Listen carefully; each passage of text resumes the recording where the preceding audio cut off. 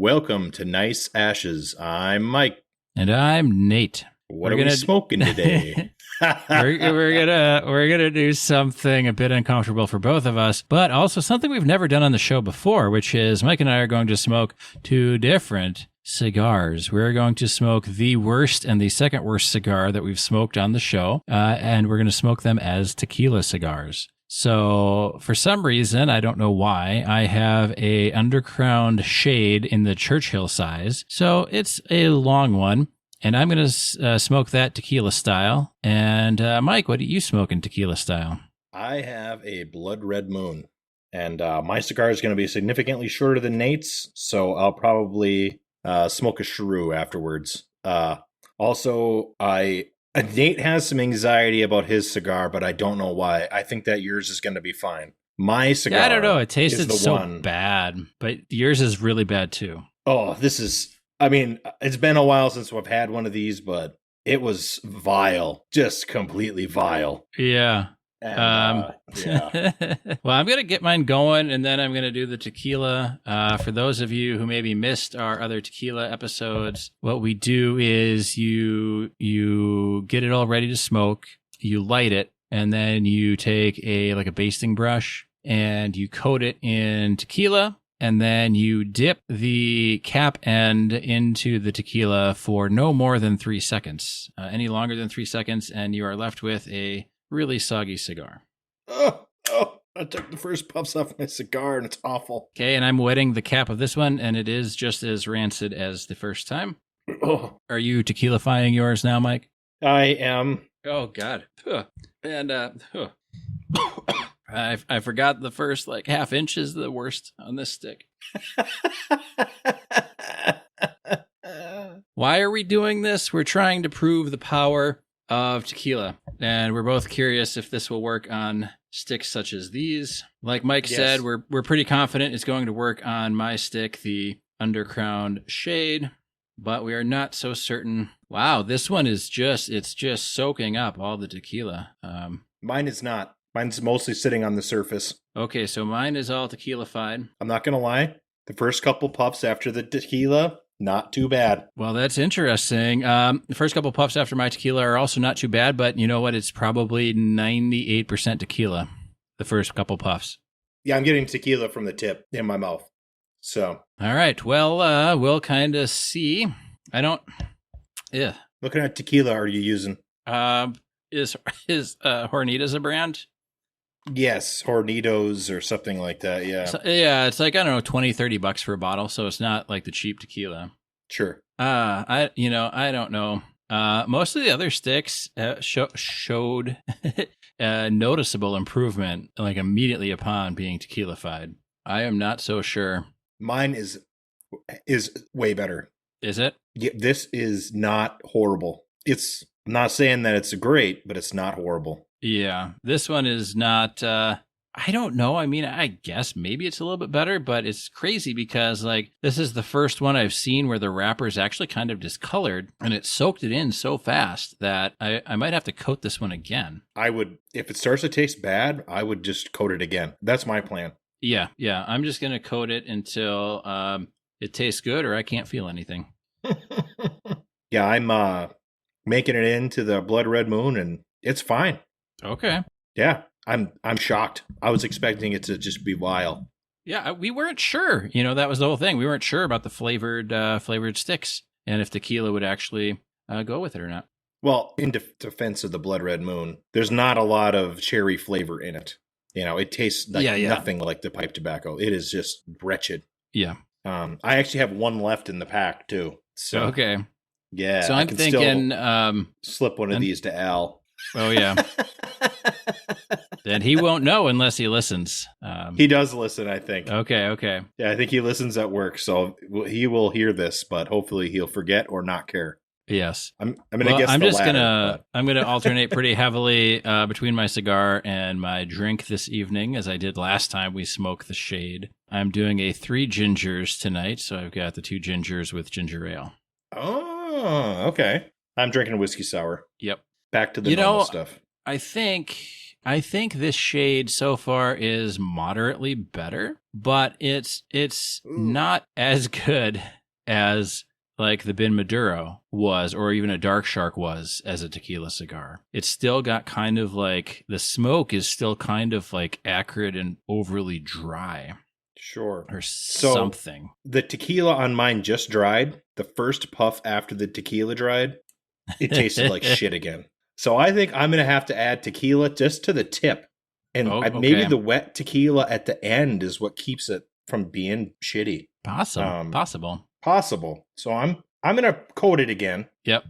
The second coating did seem to help mine a bit. It's still really, really a dry stick, which is weird because it's in the same humidor as everything else. But right, I don't know why you have one in your show humidor and I didn't have one in any of mine. But yeah, that doesn't make any sense because I didn't buy any sample packs, I don't think, and it was in my show humidor, like my show humidor. So I know it came in that big Ziploc gallon bag you gave me of full of sticks. Yeah, because I cleared out one whole humidor, and then I dumped that bag you gave me right in there. So sure, yes, as did I. I have one of my humidors just for those sticks. Well, not just because I have a couple other sticks in there, but yeah. So interesting. I don't know. I guess this is slightly better. It's not. I would still rather smoke something else with tequila on it, but if I have the fresh tequila, because I just took another puff after a fresh coating, it's good. Okay.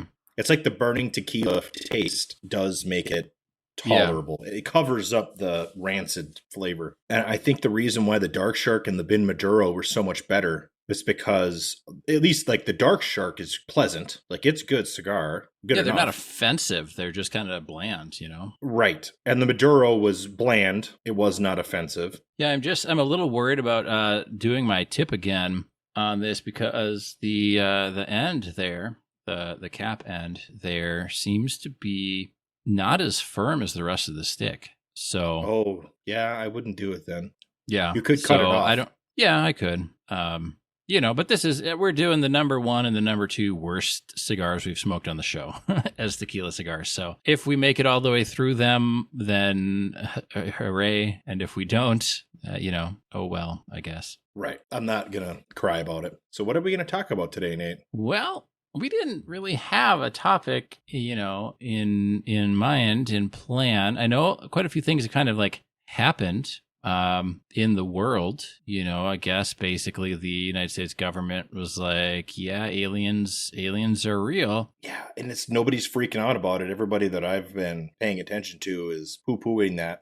Yeah, because everybody, I think they went like one step too far, maybe.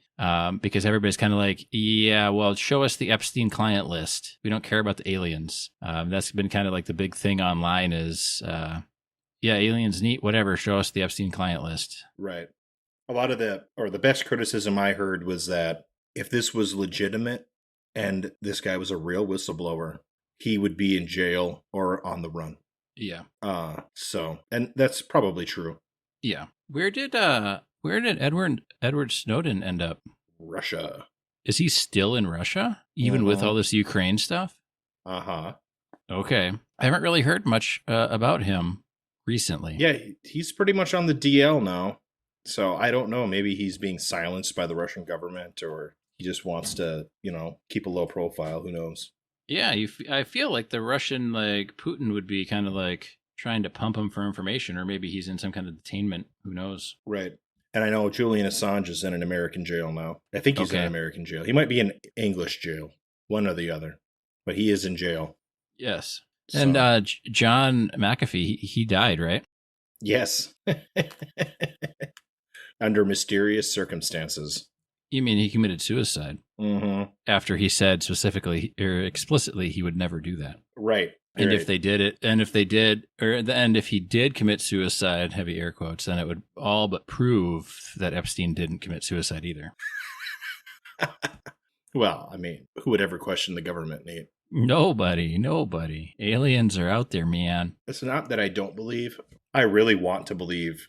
It's just that it happens to be coming out at the same time as all this tax stuff about the president and his son being arraigned on various embezzlement and firearms charges. Yep. Yep. So the timing is a bit suspicious. And Mitch McConnell glitching out there. Yeah, Mitch McConnell glitching out and Dianne Feinstein coming back. Yep. And saying really crazy sounding stuff. Yep. And she was the one who was like blabbing and somebody leaned over and was like, just vote for this or something, right? Yes. Yeah. So of course they're going to release aliens because all the old fucks in the government are getting to their shelf life, let's say. Oh, yeah. Dianne Feinstein's the same one that was gone for a month. And when the reporter asked her what she was doing, she's like, what are you talking about? I was here working the whole time. And she was like in the hospital for 3 months or something. Yeah.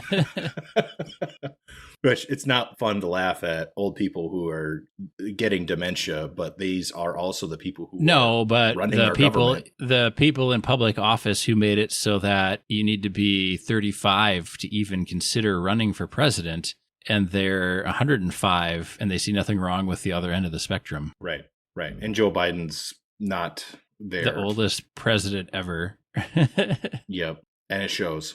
But it's like, why wouldn't you put an end cap on it? Like I would say, I don't know. For me, it's like if you're working, then you're eligible for president.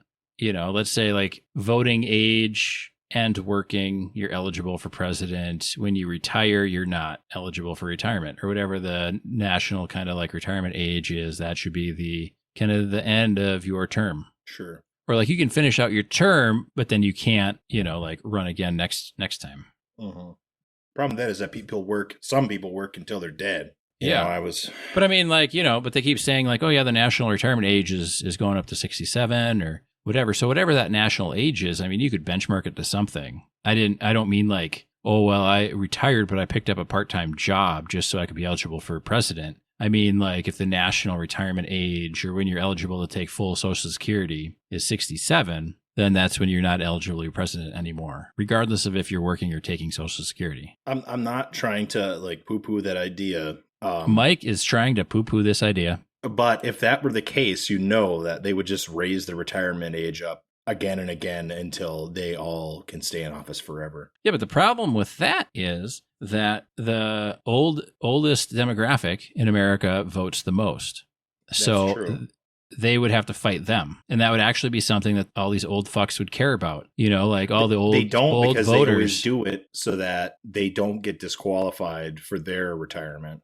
Right? It only hurts future generations. I mean the voters though, right? Like the old voters. So maybe instead of people voting at 68, that the people at like 63 would be the most voting population, or that's when people would start voting more because they're getting close to that Social Security age. And then they would say, no, I need a candidate who will keep the age low because I want to retire. Like I'm planning to retire. Like I'm not talking about the politicians, but like the voters in the population, because the old voters don't care about student loans. They're like, oh, I paid mine off. Yeah. Because, it wasn't the same. It wasn't predatory lending and the economy wasn't in the shitter. And so they don't care. They're like, well, get a second job, when they don't realize that people have 3, 4, 5 jobs to afford where they live and food, and then have to make these crazy student loan payments that keep compounding. Oh, they don't care.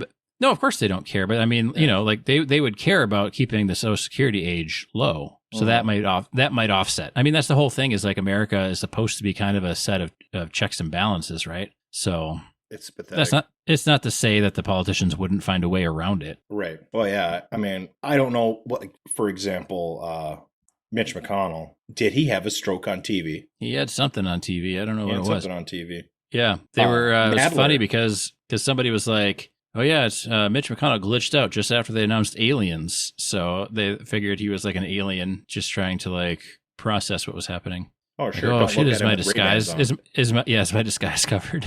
Consume. Obey. Take Viagra. Yes. So I'm wetting just the end where the flame is whenever it gets sour. And okay. Is that working? Yeah, it's extending it. Yeah. Okay, I'm doing just the end now too. Because I've been kind of like just doing the whole stick again, but it's getting a little soggy towards the end by my mouth. So I'm doing just the end, like you said. So I think that's it's making it smokable. But like honestly, I shouldn't have to be doing this much tequila on a cigar to make it smokable. You're basically just smoking tequila. Yep. Well, and I so can are still you. get I that mean, we both are. nastiness in my mouth. I can still feel it, you know. Yeah, I've still got that. Well, you called it paint thinner, the acetone or paint thinner flavor from this lovely Undercrown Shade. And I still get a bit of that, but the more tequila, the less I care. I mean, the less I taste it. So Right. Well, and the fact that they're two different sizes, it wasn't just the box that we got them in, you know. no, it wasn't just the box. It wasn't just the, maybe they spilled fingernail polish remover on the box press that they used for the other. No, it wasn't that. This is how it's intended to taste, I think. Yeah, it's gross. And a 91. How? I have no idea, man. I have no idea. I wonder if those ratings are kind of like JD Power and Associates awards, you know. Oh, I was going to say, I wonder if those ratings are kind of like our government when they get the Supreme Court justices like, yeah, okay, this Underground Nightshade, it's got. Oh wait, hold on, I just got $1 million Venmo'd to me. Nope, actually, you know what? This Underground Nightshade is great. It's possible. Yeah, yeah. Well, I wonder how much of this is. Because isn't there a phenomenon where if you drink something that is perceived as name brand or trendy, you enjoy it more, you know? And so I wonder, because this is a Drew estate, you know, if people were like, well, it is a Drew estate, if that would kind of make them think. But I mean, that's a huge swath of the population to bamboozle. It is, but, you know, like there's always the stories about blind taste testing wine. And a $13 is about the price of a bottle of wine that tastes the best. Yeah. Something like that. Well, probably, and there was somewhere where they were even putting box wine into these blind taste tests, and the connoisseurs or whatever couldn't pick the box wine out of the lineup, and it's going up against like $200, $300 bottles of wine. Right.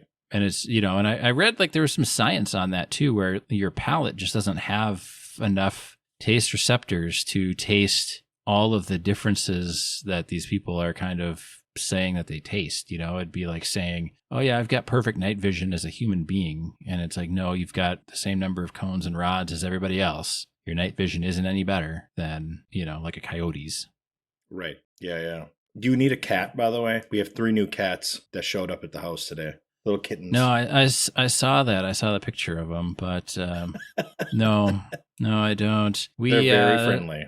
Yeah, so our neighbor Dave, who was a guest on the show, they're moving. They're leaving tonight for new lands, and they have had some furniture and stuff that they couldn't fit in their U-Haul. And so my Sarah was like, "Hey, can you go grab those chairs and stuff from them, like after we had dinner and everything?" And I was like, yeah, I guess I can go grab them. So we have like 2 new chairs and an ottoman. I mean, it's nice for Dave to have offered that stuff, but you know, at some point it's like, I've got enough chairs. I don't know where I'm going to be sitting in these now, but you know, it's all good. It's all good. Well, as you know, I'm in the same boat. I have more than enough furniture. Too much furniture. Yes. But I have too many cats, but we of course fed them.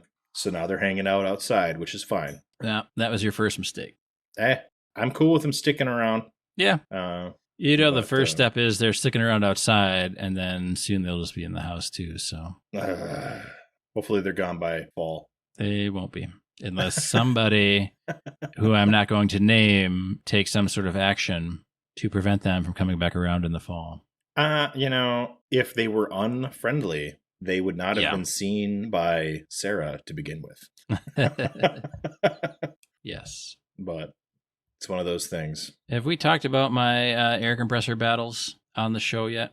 I don't think so. Okay. Well, I mean, maybe we did and maybe we didn't. If it's a repeat, for you, the listener, pour yourself some tequila, and soon you won't care to hear it again. But I had a big, I don't remember, it must have been like a 12-gallon or something, right, Mike? Air compressor. Like that. Yeah. And it was a big one, you know, wheels and the whole thing. And it was honestly more than I needed, because I only use it to blow up or inflate car tires and blow up the occasional like inflatable pool every once in a while. So what the deal was, it's a 15 amp motor, and I've got a 15 amp breaker on the garage, which is where I use it. So Mike was kind enough to explain to me that when a 15 amp motor starts up, it peaks over 15 amps sometimes. Most of the time, 50-50, I don't know, something like that. So it's tripping the breaker some of the time, not all the time. So I got rid of that, and then I found a real cheap Pancake. It's like a 4-gallon air compressor. And the guy that I got it from was like, oh yeah, it's, you know, the hose from the motor to the tank is leaking. And he's like, I just wrapped some wire on the top part of the hose that goes into the outlet tube or whatever. Well, I looked at it and I took it off, and it was fuel hose, and fuel hose is rated for 50 psi, and most air compressors go to about 300 psi. So kind of a mismatch there. So then I thought, well, I'll just go get, you know, some air hose. So I went and got a foot of air hose because it's a short distance. But I got, what was it, 3/8? You got the wrong size. Yeah. I got the wrong size. It was too big. But I got the right size stem thing to go into the tank. So I screwed that in.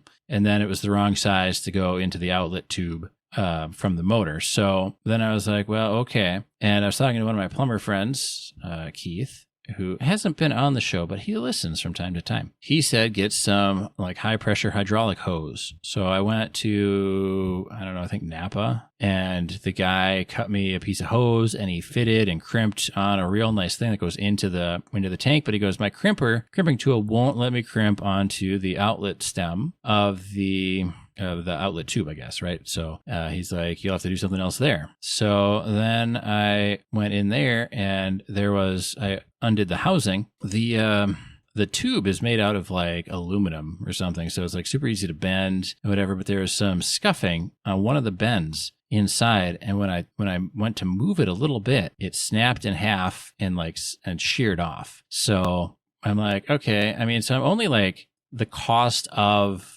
the compressor into this. So I think it was like $20 because I returned all the other fittings, and the Napa guy, because we were waiting for like 25 minutes, he's like, just take the hose and the fitting. I don't care. It's not a big deal. It was the owner or something, right? So he's like, just whatever, you can have it for waiting so long and yada, yada. So, but I ordered a new like replacement outlet stem to do. And then I think now I know how to do it, but I have to get this hydraulic hose over that stem, and the hydraulic hose is a little more stiff than an air hose. So I'm trying to figure out if I need to do like a heat gun or hair dryer or something to kind of like loosen the hose up at the end there to get it over, or kind of what the best option is. Sure. You could use air compressor oil and try to slide it on. Air compressor oil? Yeah. I mean, it's such is a small that like blinker fluid or? They make it for big air compressors. And you're supposed to add it. You don't need it for your little tiny air compressor. Yeah. I wonder, you have to look that up and see. Well, because my mom's husband was like, oh, just use some dish soap. And I was like, well, maybe. Possibly. I mean, it is a little tiny air compressor, so you shouldn't be that worried about corrosion, No, and it's going to stay inside. Right. Well, it corrodes on the inside from the moisture in the air. Oh, okay. Yeah. Yep. That's the real issue. Well, you've had a saga. I haven't heard all of that. It's been weird because it's like I just was like, oh yeah, $20, here it is. I can plug it in and go. But he's like, no, it leaks because I didn't seal it right on the top. And then I found out it was. I looked at it and I'm like, this is a fuel hose, and I'm like, I wonder what the max psi is on that. And so I'm like, I can't have a 50 psi rated hose if I'm going to be like putzing around inflating tires and things. Right. Yeah. So yeah, it's I'm waiting for my air compressor to go bad, and then I'll have to buy another one. Okay, yeah. But I'll probably get, I don't know what I'll get. I'll have to get something rated less than 15 amps for sure. I don't want your problems. Yep. But yeah. Yeah, I mean, I think like if you just go and buy it new, but that's a couple $100 for a new one. So, and I don't I'm not using it to run any air tools, like any nailers or anything like that. So I just need something that works and is cheap. So right. I had mine just, I told you this. I had mine, and it's rated for less than 800 watts, so it can run on the inverter on my pickup. And it was I could air up and air down my tires if I had to. Yeah. Now I have a dedicated super small one that runs on an inverter. Okay. Because, I don't want to carry around an air compressor all the time anymore. I don't carry around tools in my truck full time. Yeah. Like I once did. Yes. So that's like a convenience for living in Minnesota that you're pretty much guaranteed a gas station every 30 miles, no matter where you're at. Yeah. So as long as you're nearish a main drag somewhere, major highway. Right. But, even if you're not, there's like a town every 10 miles here. I swear to God. Yeah. So, and every town usually has a service station. Even if they don't have a service station, they have like a auto repair, like Mike's Auto Repair or something, or whatever it might be, like their old rusty sign. And yep, Jim Bob's Auto. Yep. So yeah. The news has been crazy lately too. I don't know, man. There's some things that we're not allowed to talk about on the show that's going down. Yeah. Look it up, people. There's been some studies that have been released. Yeah, some interesting studies. Yeah, which, because I know we talked on one of the things, and I saw a breaking news alert from AP News. So this I feel we can talk about on the show. And it was basically just confirming the stats that we shared on one of our previous episodes, I think either with the pride flags or something else, where it's kind of like 7% or less of the population identifies as any one of the LGBTQ plus. So it just kind of reconfirms that. I don't know if you were talking about some other studies, Mike. Let's just say that there was a study that was forcibly released in Europe, and it showed that some adverse effects that were claimed to be happening from certain things that were government mandated were recorded in the study at a rate of 1 in 35, which have made this product ineligible to be sold. But they covered it up. I think I know which product you're talking about there. I think I do too. For those who don't know, just look up Dr. John Campbell and look at one of his videos that have titled 1 in 35.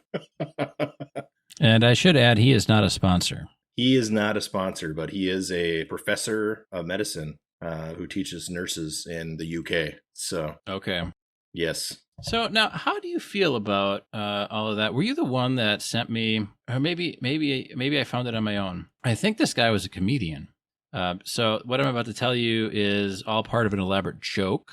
This is not conducive of reality, or is it inducive, conducive, reflective of reality, I guess? This is from a comedian, I believe. So it's a joke.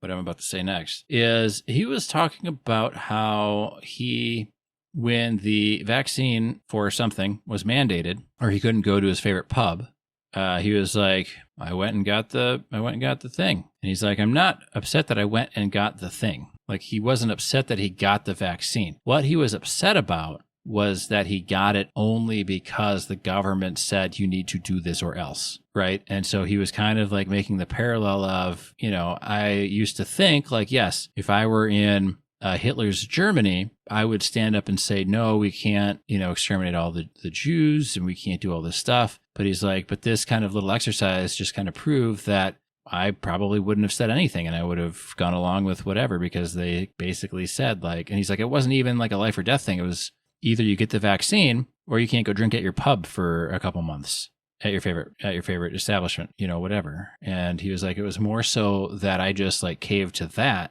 than anything else. I did not send you that, but I did see that Australian comedian. Did I miss anything from his kind of little No. spiel? I'd say that pretty much, he was just disappointed in himself because he thought that he would be a little tougher. But, not being able to drink at the pub for 3 weeks was enough torture for him. And he just bowed down. And he said, I'm going to have to worry about it for the rest of my life, which fortunately will only be 3 or 4 more years before I get a heart attack.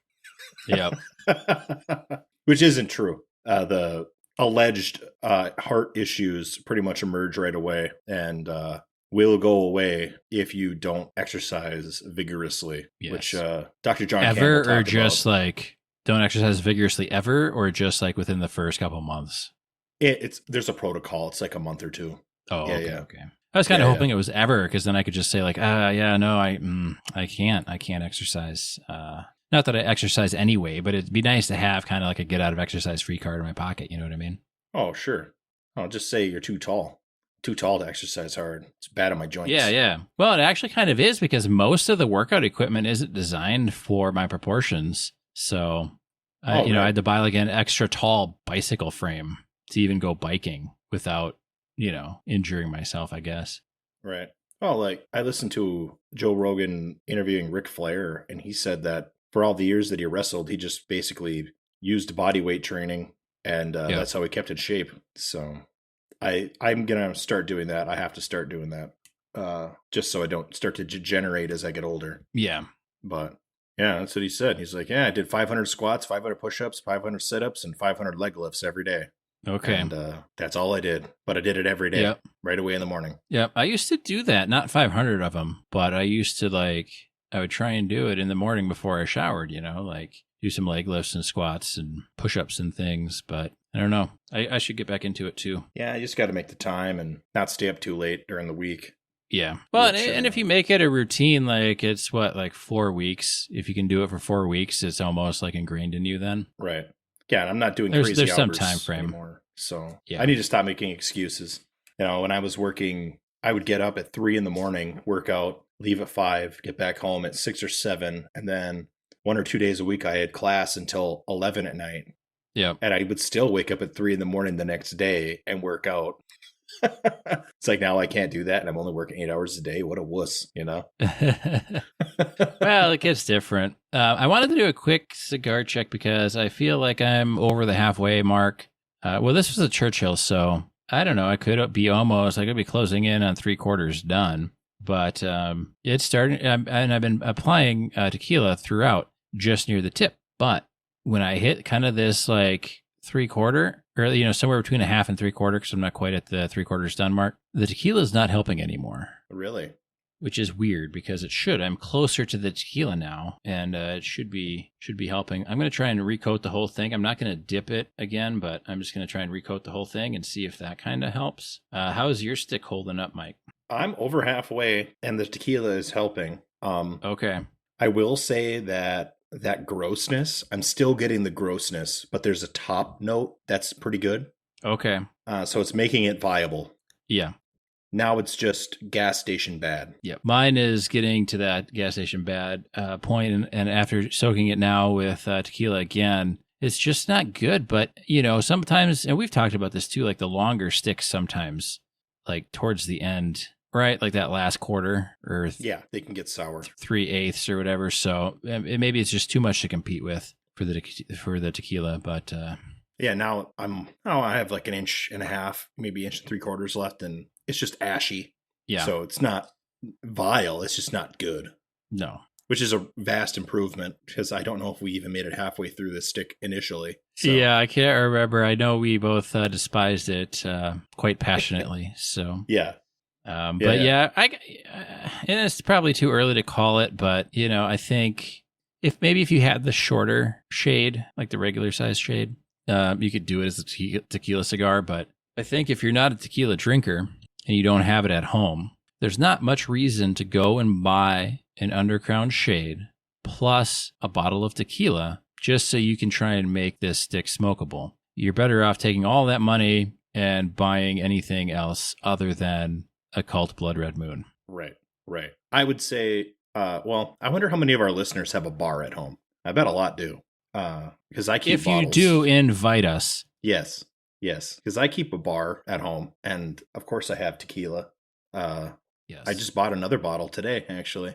Okay. Because it's relatively seasonal at Costco, and I was at Costco, so I bought another bottle. There you go. But, yeah. Oh, I want to tell you, since we're talking about bar stuff, I had these phenomenal olives on I can't believe I'm going to say this.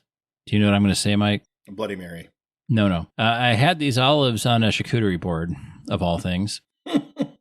I mean, right? I'm from Wisconsin, so I'm used to just grabbing a block of cheese out of the fridge and slicing some chunks off and just cramming it in my face full. And sometimes throughout the day, if I need a little pick me up, I grab a bag of shredded cheese and just pop a handful in my mouth. But the charcuterie board thing, it's fine. I'm not really if somebody has one, I'll eat off of it, but it's not really something that I want to sit down and prepare and make. And it's more presentation than other stuff. But I like them. But anyway, these olives were stuffed with peppers and garlic, these green olives. So they're, I'm not sure. I thought they were going to be, because everything else we were eating was from Trader Joe's. So I thought they were a Trader Joe's thing, but they're not. It's a different brand. I'll have to look at the jar. But you know what I did with it?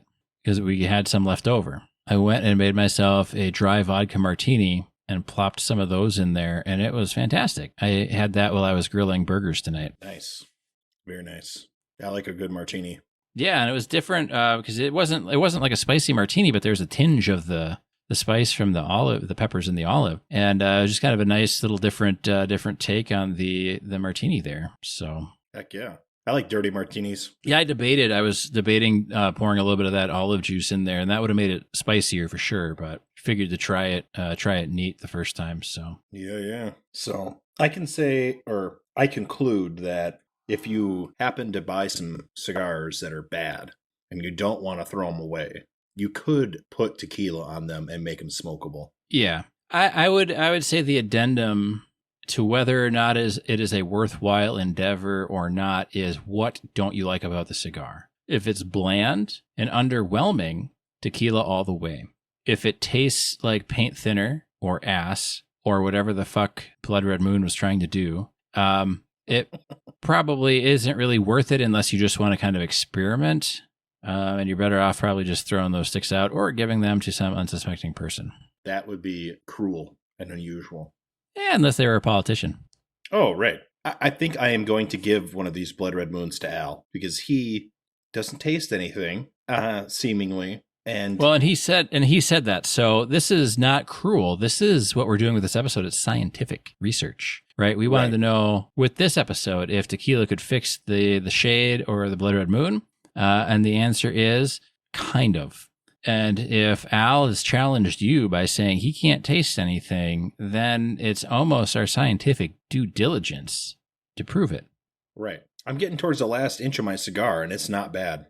But I've also layered on a lot of tequila over the course of the cigar. Yeah. And I've dipped it twice. So, Yeah, and I've dipped mine twice, and I've been, I don't know, every couple puffs I'm putting more on. And now towards the end, it seems no amount of tequila is fixing what's going on. So really, I would say, is it better than the last time smoking it without tequila? Marginally, but it's still no like, wow, this tequila really made this cigar pop, you know? So sure. It's still a bad stick. It's still a stick I don't enjoy. I just happen to enjoy it slightly more with the tequila on it, but not enough to say, oh, if you got a box of these, let's grab some tequila and smoke through them. Like that's not going to happen. Right. It's not like you say, the Dark Shark, Odyssey. I have some Odysseys that are underwhelming. Yep. I'm not sure if we've smoked one of those on the show yet. We're going to. I don't know if we smoked one. I smoked one, and that was when I was trying to remember the other episode. I was like, oh, what was that one you gave me a bunch of? And you gave me a bunch of those Odysseys. And I think I didn't mind it. Like it was fine. Yeah, they're not bad. They're not great, but it's not a Rocky Patel Fuma. But they cost twice as much, so they're still dirt cheap. That is true. They do cost twice as much. So that extra $1 a stick makes a big difference. Yep. I don't know. I was really impressed with the La Gloria Cubanos that we had recently. Yeah. Oh, yeah. They're good. So they're good. We got more Rocky Patels for the show, too. So yeah. And you can get a couple of those La Gloria Cubanas for the cost of a Undercrown Shade plus a bottle of tequila. So if you take your tequila and Undercrown Shade money and put it towards the La Gloria Cubana, better investment in my book. Oh, for sure. Yeah. I think that they cost about the same stick per stick. So. Okay. So you can still get your tequila then. Awesome. Yeah, exactly. And I've been tempted to try tequila on a La Gloria Cubana just because they're already good, you know? Yeah. I don't think we have. We haven't tried a tequila on a good cigar, have we? No, we haven't. I'm officially done. It got hot. Okay. On my fingies. That sounds good. I am going to be officially done as well because my tongue is getting a very sour, just like last time we did the shade. So I've got maybe 2 inches left on this one. So it's a put it out kind of situation. Yeah. So before we go, I want to talk about the aliens again because we didn't discuss it. Do you think that they really have found aliens?